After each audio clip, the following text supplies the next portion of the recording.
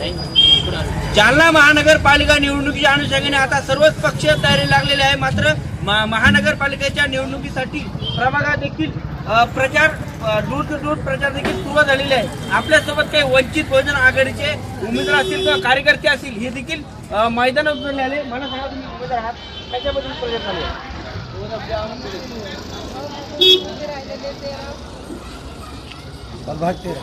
आता कोणता मुद्दा घेऊन तुम्ही निवडणूक लढणार आहात? पाणी समस्या आहे, रोड कोणीची अडचण असेल। तुमची स्पर्धा कोणासोबत आहे? भाजपसोबत आहे। अजून काय आपल्यासोबत काही मला सांगा, जालना शहरात अशी कोणती मुद्दा घेऊन तुम्ही जालना शहरात वंचित बहुजन निवडणूक लढणार आहात? प्रभाग शहरामध्ये वंचित बहुजन आघाडीचे अधिकृत उमेदवार सत्यपाल गायकवाड, माया वानखेडे, विशाल मगरे आणि जुनेद बनिया असे एकूण अंजुम बनिया असे एकूण 4 उमेदवार या ठिकाणी, 2 अधिकृत उमेदवार आहेत आणि 2 पुरस्कृत असे उमेदवार आहेत।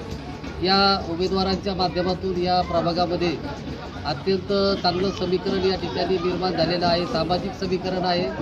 या शहरामध्ये सातत्यपूर्वक 2 घराण्याला या ठिकाणी संधी देण्याचं काम या शहरामध्ये झालेलं आहे आणि ते 2 घराणे म्हणजे अर्जुन खोतकर यांच्या घराण्यामध्ये जे काही लोक निवडून देण्याचं या शहरामधलं धोरण आहे आणि गोरांट्याल यांच्या घराण्यामध्ये जे काही माणसं निवडून देण्याचं धोरण आहे ते धोरण बदलण्यासाठी पहिल्यांदाच वंचित बहुजन आघाडीनं पुढाकार घेतलेला आहे आणि हा पुढाकार यासाठी घेतलेला आहे की या वंचित बहुजन आघाडीने जी काही उमेदवारी या ठिकाणी दिलेली आहे, अत्यंत सामान्य लोकांना उमेदवारी दिलेली आहे आणि सर्व समूहांना, महिलांना या ठिकाणी प्रतिनिधित्व दिलेलं आहे।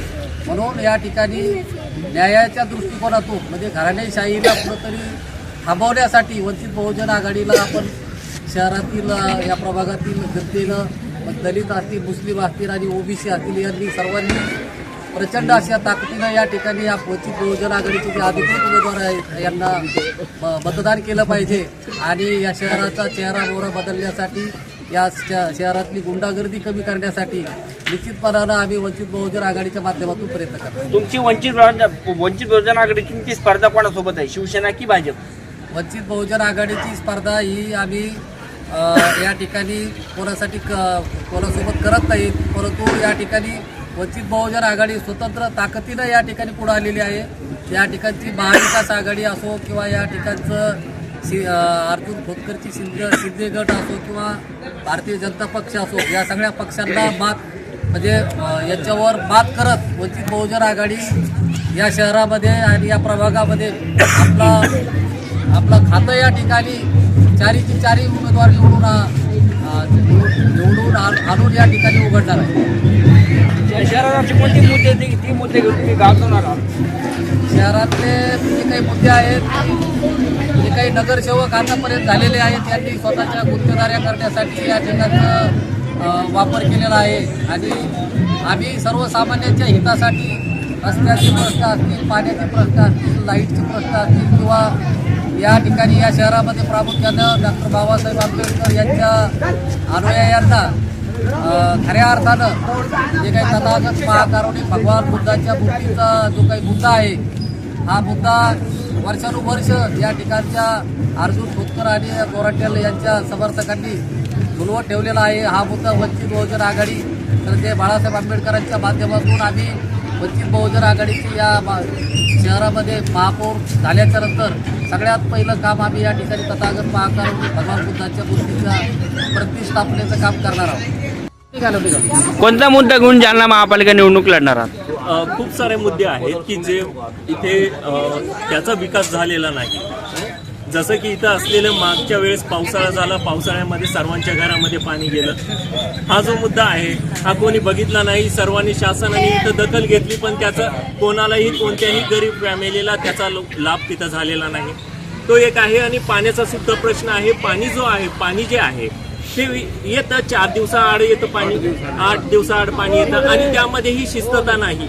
कधी पाणी रात्री 8 वाजता सोडणे, कधी सकाळी 5:30 वाजता सोडणे. मग असे जे आहे हिवाळ्यामध्ये वृद्ध महिला, वृद्ध माणसांना तिथे त्रास होत असतो या पाणी भरण्याचा.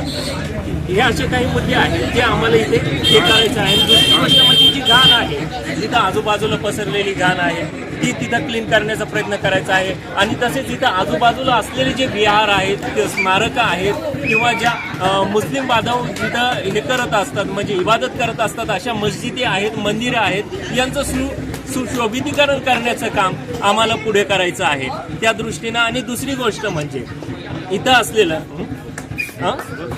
आणि इथं असलेली जे रोजगार आहे, रोजगाराच्या संधी आम्हाला इथं उपलब्ध करून देण्याचं आहे काम आम्हाला करायचं आहे.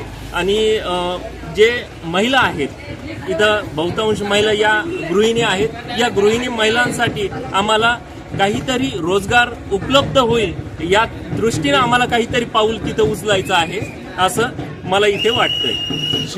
असलेले जे शिक्षणाचं प्रमाण आहे ते थोड्याफार प्रमाणामध्ये कमी प्रमाणामध्ये आहे. मग त्या दृष्टीनं अजून काहीतरी पाऊलं इथे शासनानं उचलायला पाहिजे असं आम्हाला वाटतं आहे. मला सांगा मामा, असे कोणते मुद्दे आहे की वंचित बहुजन आघाडी त्या निवडणुकीच्या रिंगणात जालना शहर महानगरपालिकेमध्ये आतापर्यंत जे नगरसेवक होऊन गेले त्यांनी स्वतःचंच बरं केलं, जनतेचे काही कल्याणकारी कामं केलेली नाहीत आणि यांची गुत्तेदारी मक्तेदारी महानगरपालिकेमध्ये आहे. ही महानगरपालिकेची मक्तेदारी आणि गुत्तेदारी ही यांची कमी व्हावी यासाठी वंचित बहुजन आघाडीने या लोकांना धडा शिकवण्यासाठी या ठिकाणी उमेदवार उभा केलेले आहेत. आणि सर्वांना या लोकांना माझी नम्र विनंती आहे मतदारांना की त्यांनी ह्या गोष्टी ओळखायला पाहिजेत की जो आपला मक्तेदारी याची जी झालेली आहे, गुत्तेदारी चालू आहे आणि या गुत्तेदारी आणि मक्तेदारीच्या बळावर यांनी बरीचशी कमाई केलेली आहे. आणि आता अजून सुद्धा या वर्षी महापालिकेच्या निवडणुकीमध्ये त्यांनी सहभाग नोंदवलेला आहे. आणि बरेचसे लोक असं ऐकायला मिळालं की हे खरेदी करू लागलेले आहेत, बरेचसे लोक मतदार लोकांना खरेदी करू लागलेले आहेत. त्यामुळं यांच्यामुळे इतरांच्या मतदानावर परिणाम होऊ नये याची शासनाने दखल घ्यावी अशी आमची आग्रहाची शासनाला प्रशासनाला विनंती आहे. आणि हाच मुद्दा घेऊन आम्ही पुढे जाणार आहोत. आमचे सर्व उमेदवार जे आहेत वंचित बहुजन आघाडीने उभा केलेले पुरस्कृत जे आहेत ते सर्व नेक आहेत आणि गरीब परिस्थितीतले आहेत आणि गरीब परिस्थितीतले राहून ती स्वाभिमानी आहेत. आणि हे पुढे निवडून आल्यानंतर निश्चितच त्यांची जी काय गुरमी आहे ती गुरमी जिरेवर्षाला राहणार नाहीत असा आम्हाला विश्वास आहे. म्हणून आम्ही या म्हणजे भांडवलशाही विरुद्ध आम्ही लढण्याचा प्रयत्न करीत आहोत.